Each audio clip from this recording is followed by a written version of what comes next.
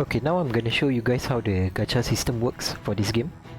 So basically we go to the It's as ruins, gloomy as always. pick right hand of reversal, and I got this adventurous remain from the bi-weekly login rewards. This is basically the standard banner for the game. You can get this item from number one, from fixed treasure chests inside the dungeon. Doesn't respawn. Number two, from, as mentioned just now, the bi-weekly login rewards. Number three, from events. The latest events allows us to buy up to 3 adventure remains. You can also get it from there's this NPC called Bone Picker. As far as I know, he's on 1 week cooldown. So every week, you can go while you're dungeon crawling. There's a random chance that you can meet him, and you can purchase the adventurous remain for 1,000 gold. And yeah, I think the rest is just buying it from cash shop, which is not recommended because the actual gacha, the ones that you want to pull from the gacha is from here, the featured banner, and it uses a different item, a different bone compared to the one the adventure remain that I showed just now. This is something that you can only purchase. The special bone is something that you can only purchase from the cash shop using the game's gem, which is where do I check? Here, gems own. Gems of Org. Gems of Erin is a premium gem that you can only obtain from purchasing using real money transaction. Okay, so let's do one pull right here. If you click on the bone, you can actually check the drop rates of what you can pull. And here basically this is the legendary character. They highlighted it, and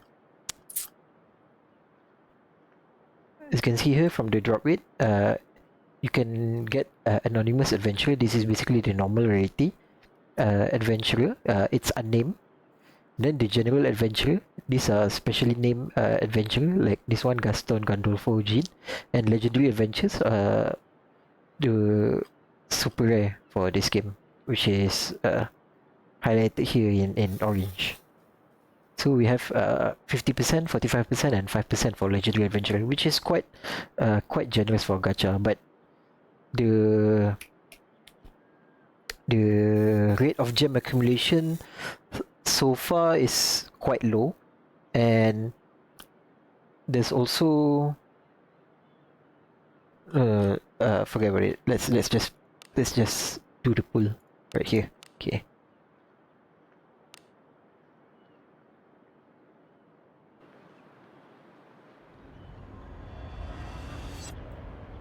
If your pull is if you manage to get lucky to obtain a legendary character, the pull animation will be different, where there'll be a mushroom and a flower coming out from the eye socket or the mouth of the skeleton. I can't remember, but if you see that kind of visual difference, that means you're getting a legendary adventure. Okay, so just click as the circle lines up.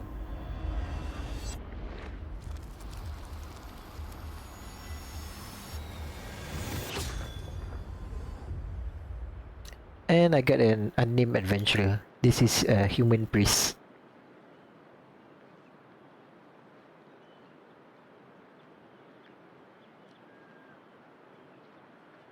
Okay, when you get the character, this one thing you need to note is each character comes with a different roll of bonus point. This goes from 5 to 10, so 8 is a good amount.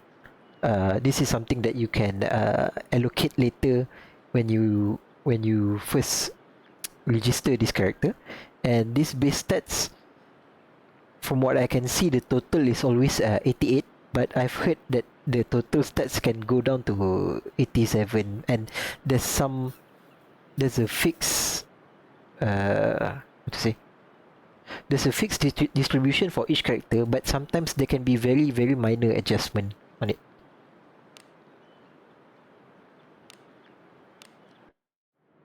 Then, after you get the character,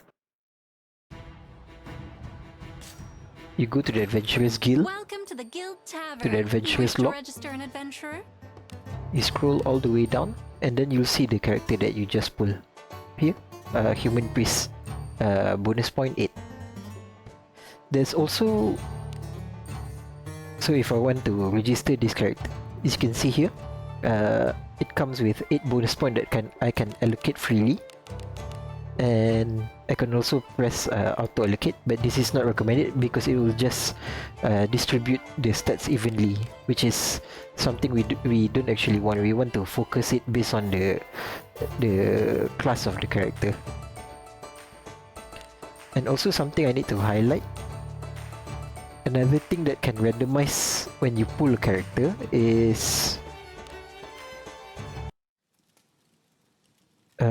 what we call a fortitude, which is this heart-shaped icon on the character. This is basically stamina for the game, for character stamina, and it's actually something that do not reduce if you play the game well, and you don't go through traps, you don't fail your trap checks and whatnot. You don't your character don't die. There's a few actions that will reduce it, but it will recover over time naturally. Anyway, what was it I wanted to show you? Yeah, I believe I wanted to try to... What is it? Nope, not this one.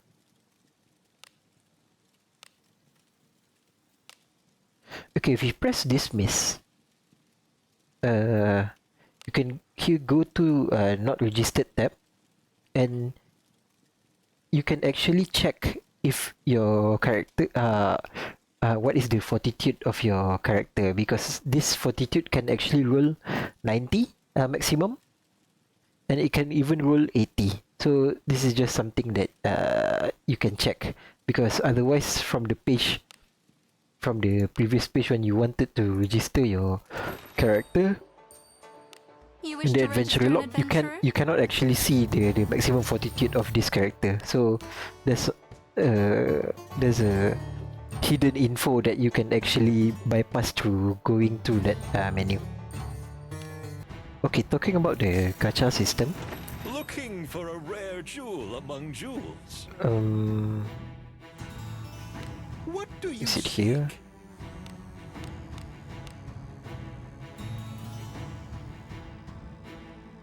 Yep. So basically, for the banner character, there's actually 2 versions of remains that you can buy to pull the character. Number 1 is the unique remains, and another one is with bonus. So basically, unique remains are the only one that's available for the normal unique remains are the only one that's available to purchase using your normal gems. But if you want to pull the one with bonus, you need to use premium gems. And the difference is, I'll open it real quick. Always.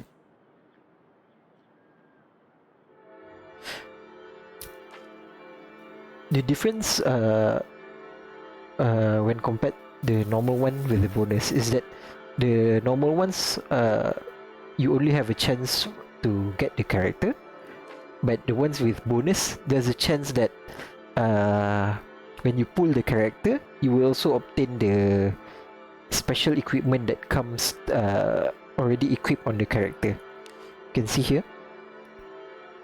Okay, sorry. Okay, this is the drop rate for the banner character. As you can see here, the legendary adventure for this banner, Wanderer Princess Lanavel, has a 2.0 chance to be obtained, and it's much higher compared to other legendary adventure in the same banner. And when you obtain Lanavel through using the adventure remains with bonus, there's a chance for that Lanavel to come equipped with one of these 3 items, which goes on this